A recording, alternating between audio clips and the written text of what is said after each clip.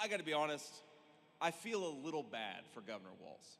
And the reason I feel bad for him is because he has to defend the indefensible, and that is the record of Kamala Harris. And think about this. For the past 8 weeks, Kamala Harris, who never won a Democrat primary vote, has gone around the country saying that she is on day one going to tackle the affordability crisis that's making it hard for you to afford groceries, housing, and everything else. She says on day one, we're going to make energy prices lower for American consumers. And on day one, she says, we're going to tackle the instability and conflict all over the world. Well, Kamala Harris, day one was 1,400 days ago. So what the hell have you been doing that whole time? Why don't you get to work instead of just talking about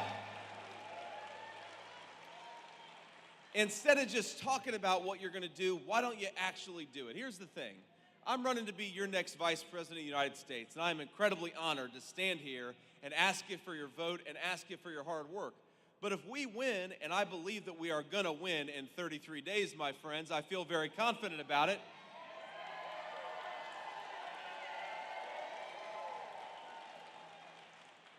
But when we win, the American people will have given me an awesome responsibility to represent them on the world stage, to advocate for Donald Trump's policies, to work with Congress to get things done for the American people. You know, I get sick of having a Vice President of the United States for 3.5 years pretend that she bears no responsibility for all of the policies that have made this country weaker, less prosperous, and less secure.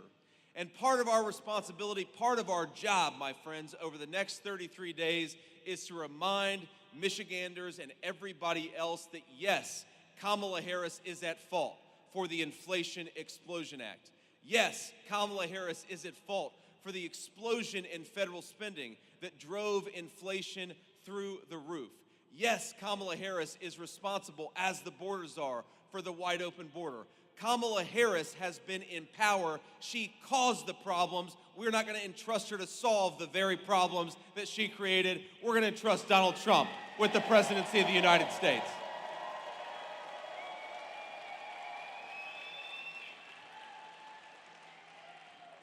Now let's talk a little bit about manufacturing, because I know we've got a lot of employees and a lot of family members who work with Visioneering, a great American aerospace company.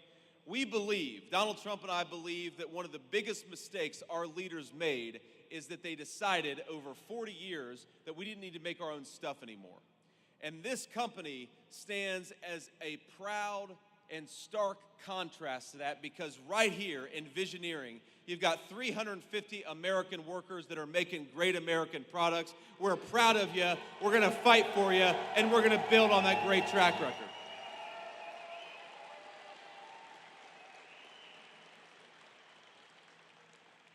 You know, my papaw was a union steel worker for almost 40 years. And the steel mill that employed my papaw had almost 10,000 jobs at one point. Now it's got about 2,000 jobs.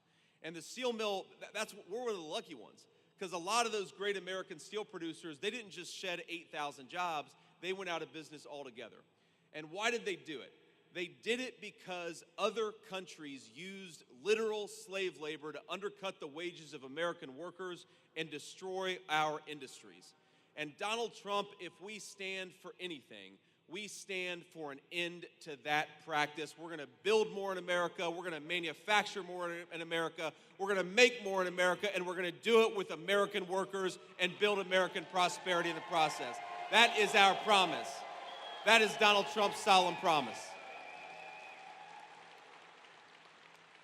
Now, here's the thing, of course, Visioneering is a great aerospace company, but we got a lot of other proud industries in the state of Michigan, and a lot of proud industries that are not thriving thanks to Kamala Harris's policies. Now, where did we go in this country where you've got Kamala Harris, who wants to tax working people so that she wants to subsidize rich people to buy electric vehicles made in China? Is that a good idea? Absolutely. It's not a good idea. Now, here's the thing. My papaw, like I said, was a union steel worker, and he was a little gruff from time to time. I love my papaw. But you know what? He had a word for the kind of policies that Kamala Harris is pursuing, where we're going to tax American workers and then send their jobs overseas. One word, and that was bullshit. Doesn't make an ounce of sense. And it's not just American workers and Michigan workers in particular. I mean, look, we've got the proudest auto industry in the entire world built right here in the state of Michigan. As a Buckeye, it's hard for me to admit that, my friends. It is hard for me to admit how good Michigan workers are at making automobiles. But why are we trying to tell Americans that they've got to drive electric vehicles made in China? Why don't we send this message? This is America. Drive whatever the hell you want to, because we believe in freedom and we believe in choice in the United States of America.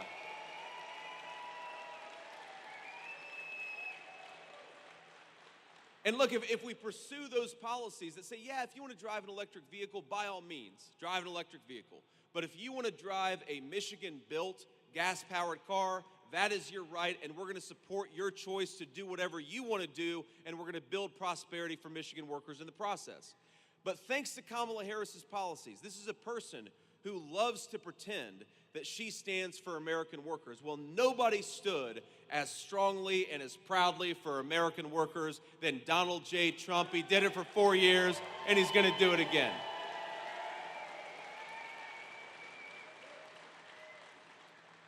So just in the last few years under Kamala Harris's leadership, I'm going to read this to make sure I get my facts right. Stellantis announced that it was going to lay off 2,500 Michigan auto workers who make the Ram 1500 Classic. What a disgrace that is. A great American automobile, and those jobs are going to get destroyed and either replaced with factory jobs in Mexico or completely eliminated altogether, because Kamala Harris doesn't want to empower Americans to buy Michigan-made automobiles. Last year, GM let go 1,300 Michigan workers at 2 separate facilities. And Ford is currently rolling back a lot of its EV production because a lot of Americans don't want to buy EVs. They want to buy the cars that they want to buy. Now, why are we doing this to our own workers? Why are we doing this to our own industry? Why are we doing this to our own country? Because Kamala Harris has decided that she's going to pursue policies that make her donors, her green scam donors, rich, and she's going to impoverish a generation of Michigan auto workers. I say, hell no. Let's empower and enrich Michigan auto workers with the leadership of Donald Trump.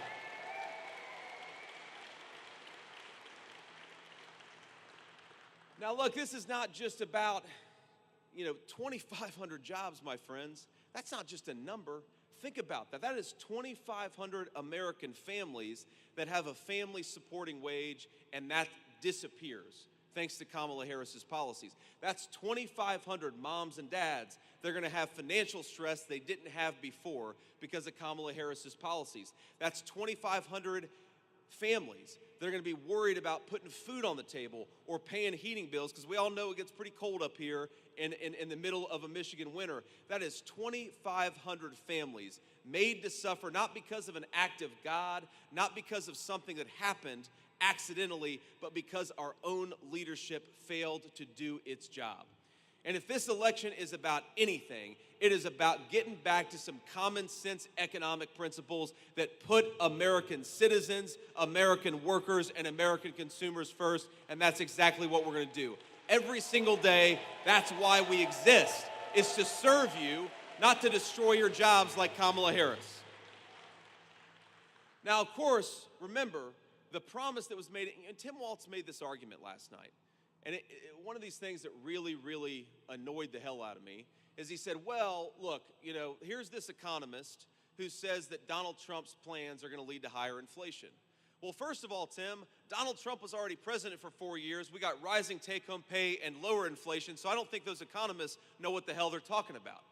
But even if you ignore the evidence of what Donald Trump did in office, look, what these economists are saying is that if we ship our entire industrial base off to countries like China, it's going to make American workers richer somehow. It's going to make our goods cheaper somehow. Well, we've been living through the inflation of the last 3.5 years, and we know that when we make our country less self-reliant, when we pursue the policies that Kamala Harris says that we ought to pursue, it makes Americans poorer, it drives up the cost of food and of housing, it makes our country less prosperous, and it makes our nation more dependent on people who don't like us to make the critical stuff that we need. We got to get rid of that. Stop listening to the economists and start listening to common sense in this country.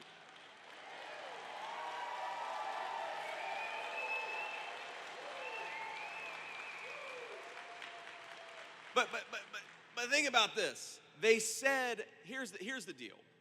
Tim Walz has the audacity, and Kamala Harris has the audacity to say that, well, if Donald Trump's policies are enacted, that's going to lead to higher prices for American consumers. Tim, we already ran this experiment once. Donald Trump's economic policies worked for American families. They worked for American consumers. But here's the thing.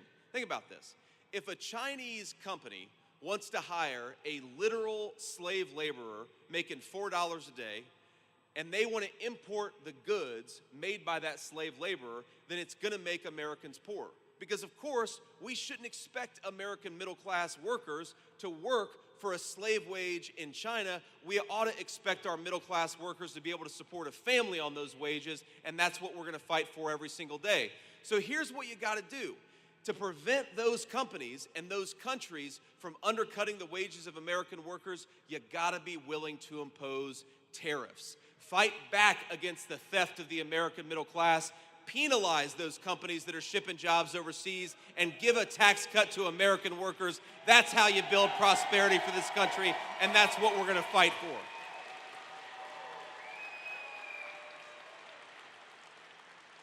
And let's just recap what Kamala Harris's policies have actually done. The average Michigan family is spending over $1,000 per month to pay for what they could have bought 3.5 years ago. That's $12,000 a year, a hidden tax of $12,000 a year just to be able to buy what you could have bought 3.5 years ago. That's not pro-working people. Kamala Harris has presided over policies that have seen the cost of housing go up by over 50%. That is not pro-working families. She's seen policies that have seen the cost of eggs go up by more than double. Gallon of milk is now about $4 in the state of Michigan. Groceries are up 25%. Kamala Harris's leadership has been tried and it has been found wanting, and Americans, we want to get back to common sense. We want to be able to afford a nice living, a nice house for our families, and to do that, we have got to elect the common sense leadership of Donald J. Trump, and that's exactly what everybody in this room is going to do.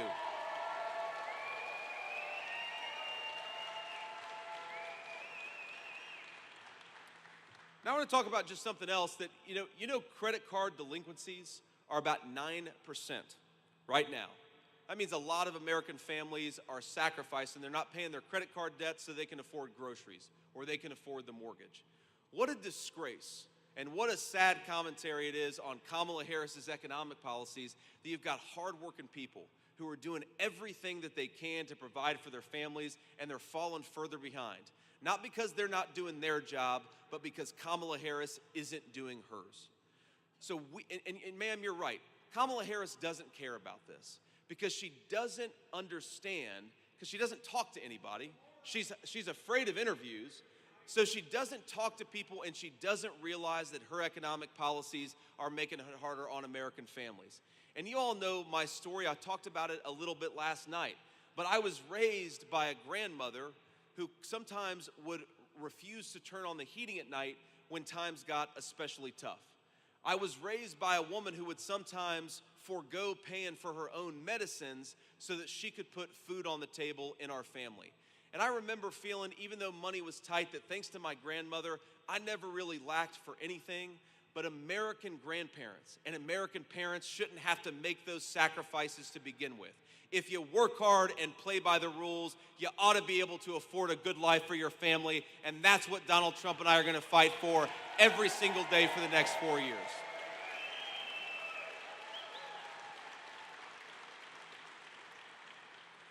And I want to talk about one more issue. We're going to, of course, take a few questions from the reporters, but I want to talk about one more issue, because the American media, and especially Kamala Harris and Tim Walz, they don't want to talk about how this illegal immigration crisis is a theft of the American dream from American citizens. And we see this in small communities, we see this in big cities all over our country. When you let in 25 million people, you know what that does? That stresses municipal budgets. So a lot of cities and towns can't afford to provide for their own citizens because they're focused on providing for people who shouldn't be here. You know, hospital wait times, because illegal aliens use hospital emergency rooms primarily. So hospital wait times have gone up in the state of Michigan. They're close to 3 hours for American citizens who want to go into the hospital and see a doctor. We've got so many problems. Housing. You know, when you let in 25 million illegal aliens and they compete with Americans for scarce homes, that drives up the cost of housing, and that is a major cost of the housing crisis. I had the debate moderator attempt to fact check me last night. She said, what's your evidence that illegal immigration promotes and increases housing cost increase? And I said, well, first of all, common sense. When you let in millions of people who shouldn't be here, you gotta house them somewhere, and those are houses that ought by right go to American citizens. Donald Trump and I are gonna fight for that every single day. American homes for American people.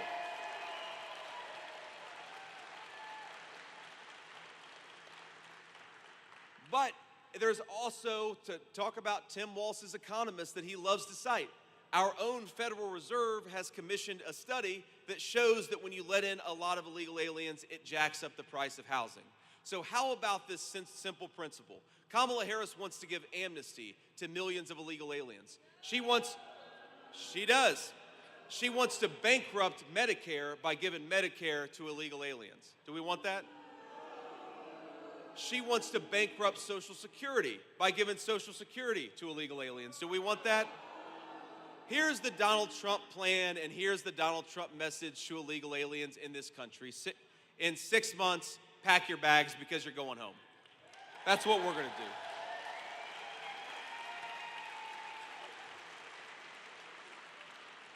And you know, you heard this a little bit last night. You hear a lot of talk about compassion when the issue of illegal immigration comes up. Well, let's talk about compassion. Because I'm the father of 3 beautiful young kids. I don't think that it's compassionate to empower the Mexican drug cartels to engage in sex trafficking along our southern border. That's not compassionate.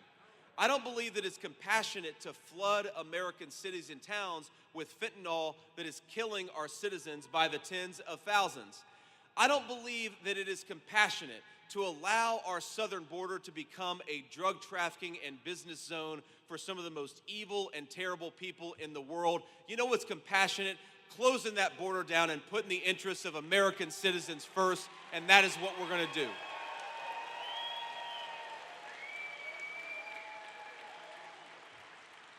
You know, because these guys, they love to talk about threats to democracy. Well, as Donald Trump will often remind you, he took a bullet for democracy, so I don't think that any person can accuse the guy of doing anything other than fighting every single day to make this country more prosperous and to make the world more peaceful. But when the media talks about threats to democracy, you know what a threat to democracy is? When you have Kamala Harris running for president despite not earning a single vote from Democratic primary voters. That's a threat to democracy. You know what else is a threat to democracy? When big tech firms and major American companies and big government censors American citizens and deprives them of their voice in the town square. That's a way bigger threat to democracy than anything else going on, and we're going to stop it right away. Because look, I genuinely think this is one very big difference between Kamala Harris and Donald Trump. Look, I disagree, of course, with Kamala Harris. I disagree with Governor Walz. I disagree with a lot of the folks who support him, but I would die fighting to defend their right to speak their mind, even if I disagree with it. And I think every single person in this room believes that because we believe in free speech.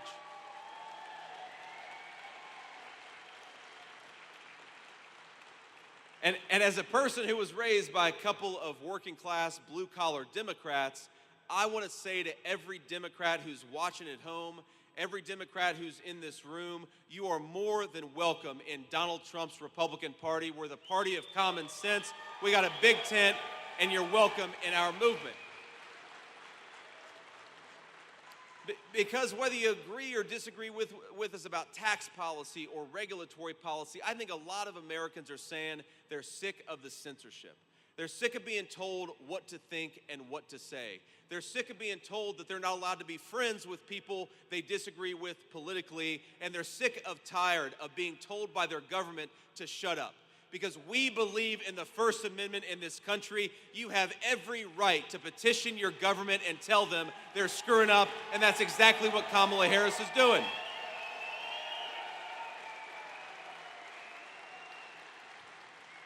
And that's why Bobby Kennedy endorsed Donald Trump. That's why Tulsi Gabbard endorsed Donald Trump, because we believe in persuading our fellow Americans and not silencing them. And that is a big difference between Donald Trump and Kamala Harris. You hear these people talk, and Governor Walz mentioned this yesterday. He talked about you can't shout fire in a crowded theater. And you know what that line is from a disgraced Supreme Court opinion. We believe that the solution to bad ideas is to debate them and persuade our fellow Americans. Kamala Harris believes the solution to things she disagrees with is to silence you and to shut you up. It's disgraceful, it's anti-American, and we will not stand for it in Donald Trump's political movement.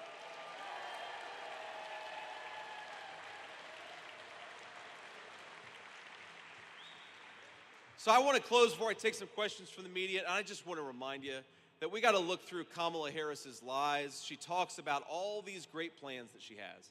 And look, some of them she straight up copied from Donald Trump. So some of them I'm like, Kamala Harris, that doesn't sound that bad. You went on donaldjtrump.com and copied and pasted it. She's going to put on a red MAGA hat, next thing you know. But look, if you've got all these great ideas, Kamala Harris, I've got a message. Why don't you try them right now? Because you're the sitting vice president and you haven't done a damn thing for American workers or the American people.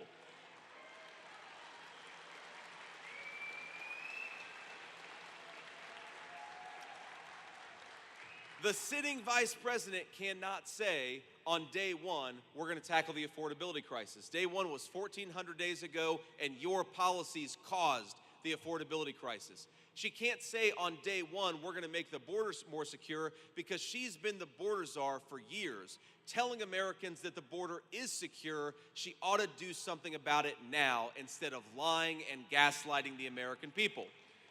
She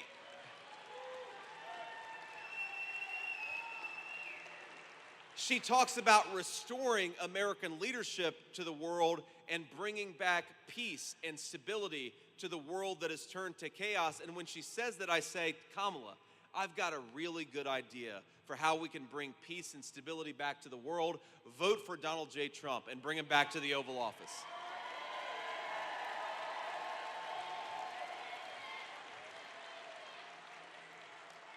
So to all of you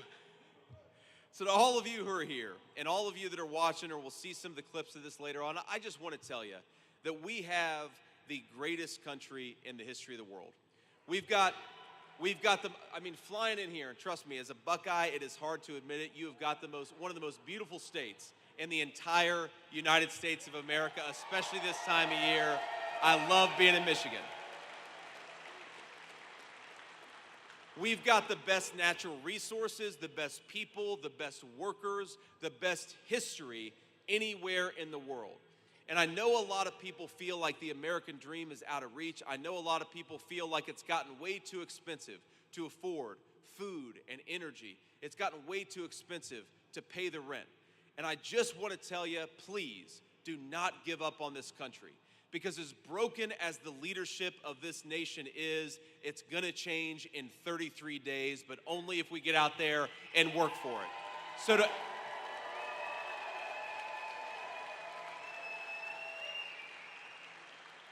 So to every American out there, we're going to bring back the American dream. We're going to bring back affordable groceries. We're going to make housing and rent possible to afford for normal American citizens. We are going to cut the border crap out and close down that border. We're going to bring the American dream back, but only if Donald J. Trump is back in the White House. We got 33 days. Let's make it happen. Let's fight for it. Let's work for it. And we're going to make him the next president.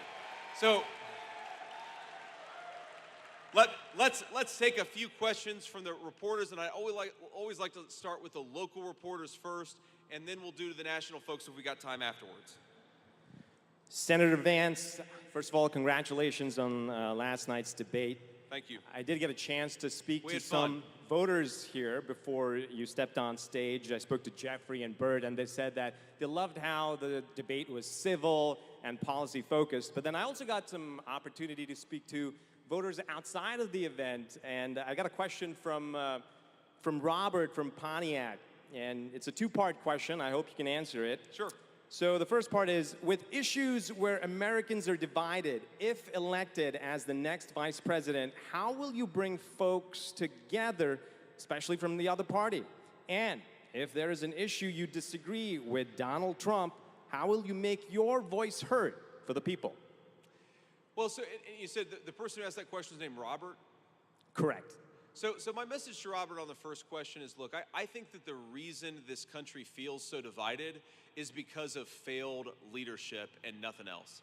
You talk to, and look, I genuinely believe this. With a lot of folks who are going to vote against me and Donald Trump, there are a lot of people out there who are fundamentally good human beings, but the leadership of the Democratic Party, Kamala Harris, is an absolute disgrace. And here's the way, again, why do we have so much division? And why do we have so much rancor in this country's political debate? It's because Kamala Harris and her allies are trying to silence the American people rather than engage with them. When you try to censor your fellow citizens, when you try to shut them up, you breed division and hatred. Donald Trump and I are going to bring this country back together by encouraging the free exchange of ideas and this idea that our leaders ought to persuade their fellow citizens, not try to shut them up, which is what Kamala Harris wants to do. Open this country up. Open up the dialogue and open up the debate, and that is how you bring American citizens back together in these divided times.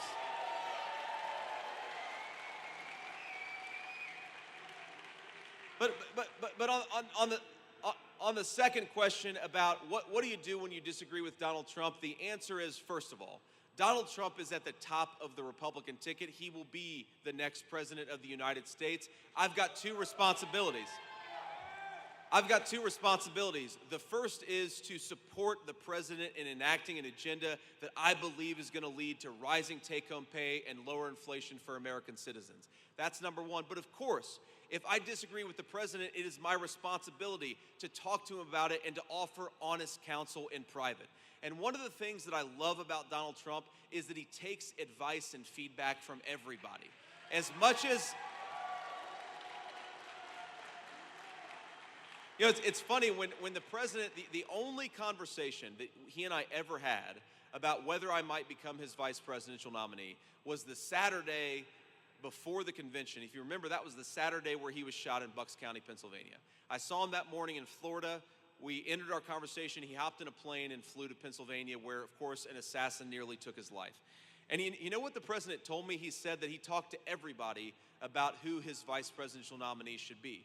And I think that's one of the great things is he's willing to take feedback. Of course, he makes the final decision, but he's willing to take inputs from everybody. And he even said that he was talking to the Mar-a-Lago gardener about who the vice presidential nominee should be. And I said, well, sir, what the hell did the Mar-a-Lago gardener say? Because this affects my life. I'm very curious what these people you're talking to are saying about this very important decision. But I think that it's one of the great things about his leadership style is he is in charge, he is in command, but he makes decisions after getting as much information as possible, and that's how the country should be led. You know, it actually raised an important question, you know, Robert, and I know, of course, the journalist who's asking this question. Look, one of the things that people in D.C. say about Kamala Harris, and it's Democrats that say this, it's people she served with in the Senate, and it's also Republicans. And of course they say this in private, but they'll say Kamala Harris is very insecure. She doesn't like to be challenged.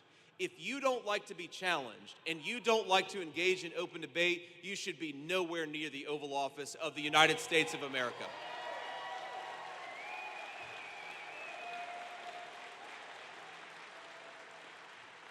Next question.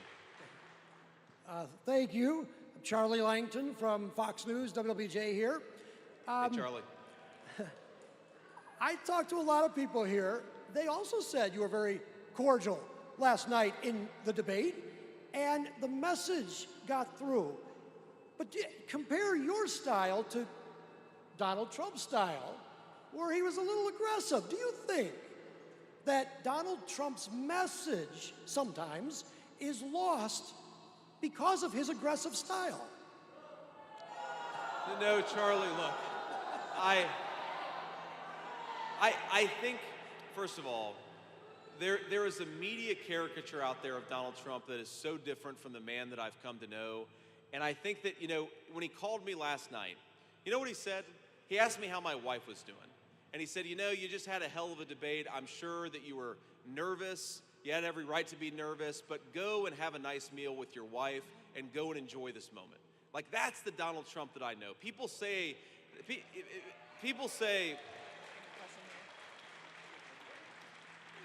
now look, the other thing I love about Donald Trump, and I think it's true of all of us, we can be so devoted to and so grateful to this country and its incredible opportunities, but then also be kind of pissed off that the leadership is failing this great nation.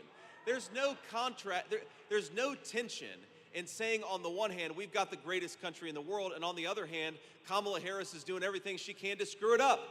And I love that Donald Trump can do both of those things at the same time. He can go out there and talk to the American people and be warm and engaged. He can talk to a normal American citizen about their struggles in paying for groceries and housing under Kamala Harris's policies. And then he can go on a debate stage and tell Kamala Harris that she ought to stop screwing up and she ought to stop talking about solving the country's problems. She ought to go and actually do it. That's the kind of president we need. That's the kind of leader that we need. And I think his message gets through.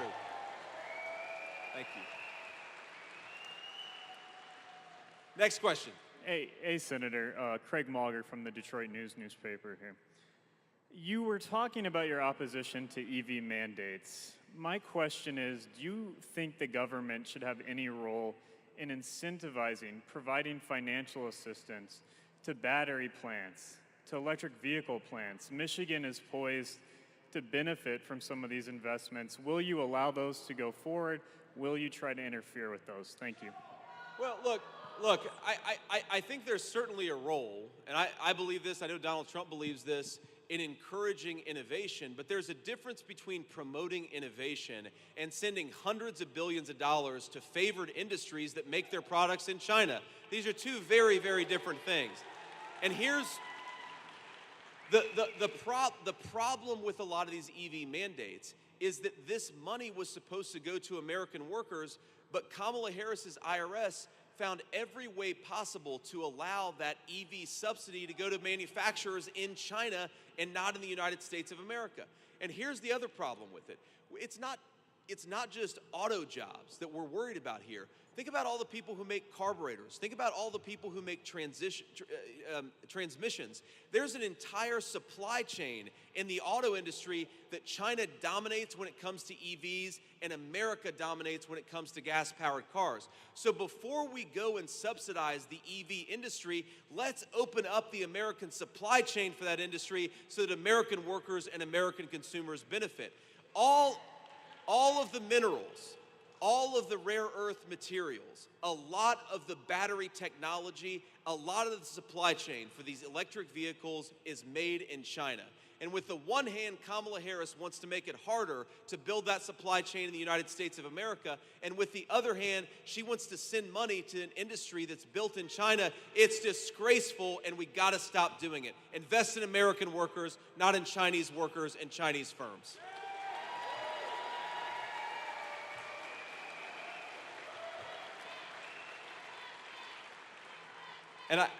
And I know we unfortunately have to go to our next stop in the great state of Michigan. So I'll take one more question, and then I'll offer a final observation. Then we'll hit the road. Hi, Senator. Will Jones from Local 4. Hey, Will. I spoke with some elected officials or election officials last week about their concern about people who are trying to undermine our elections. Why didn't you answer the question last night during the debate about who won the 2020 presidential election?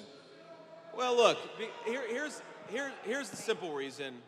The media is obsessed with talking about the election of 4 years ago. I'm focused on the election of 33 days from now because I want to throw Kamala Harris out of office and get back to common sense economic policies. But I also think you can believe that America needs to have secure and free elections, but also talk about the fact that just a couple of weeks ago, Democrats in the U.S. Congress blocked a piece of legislation that would have ensured illegal aliens don't vote in our elections. If you believe in American democracy, if you believe in our constitutional republic, you should be trying to strengthen American election integrity and not weaken it. So we're going to talk about election integrity because I believe that every vote ought to count, but only the legally cast votes, and that's why we fight for election integrity, and that's why we care so much about it. Now, this actually leads me into my next point, because I want to talk about, look, Democrats, whether they agree with what Donald Trump and I say about some of the criticisms we have, for example, I think that we make it way too easy for people to fraudulently vote in this country, okay? I think that we should have passed the SAVE Act that would have ensured illegal aliens don't vote in our elections. Apparently, Kamala Harris disagrees because she fought that legislation every step of the way. But the reason why Kamala Harris should actually sign on with our pro-election integrity efforts, things like common sense voter ID, is because it gives the American people confidence in the most important thing that we do when it comes to our government, which is voting. I want every American to have confidence. And by the way, to all of you listening out there, I believe that we are going to have the safest and most secure election in 2024 that we've had because the RNC is fighting for election integrity in a way that it frankly wasn't 4 years ago. So get out there. So I'd encourage folks, get out there and vote. And this brings me to swampthevote.com. And I want to make sure I got this right here. It's swampthevote.com. Go to swampthevote.com. Check your registration. Check your polling location. It'll give you some good information about how to vote and also how to volunteer. Because, you know, one of the things that we're trying to do to ensure common sense election integrity is to promote more poll watchers. We've got more poll watchers in the Republican Party today than we had 4 years ago. If you're interested in helping us out and making sure that every legally cast ballot counts, then you can go to Swamp the Vote and help figure out how to get involved in those efforts. We believe in election integrity. I know all of you do, but election integrity only happens if all of us fight for it. But I got to be honest with you, I think that we're in a better shape in 2024 than we have been in a long time. We've done a lot to make our elections more secure, and what we've got to do, my friends, is get out there and vote. Never give in to the despair that your voice doesn't matter. We've got all kinds of ways to vote. You can vote early, you can vote by mail, you can vote on election day. Look, I don't love that we have election season in this country instead of election day, but it is what it is, and we've got to play by the rules that we've been given. And if we play by those rules over the next 33 days, we are going to win. We are going to send Donald Trump back to the White House, and we're going to save the American dream for all of our citizens.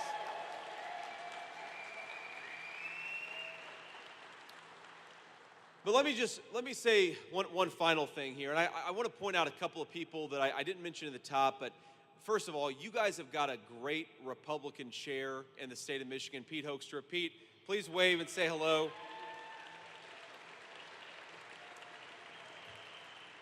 We've got an old friend of mine from before either of us were involved in politics, the great Congressman John James. Where's John at? I know he's around here somewhere.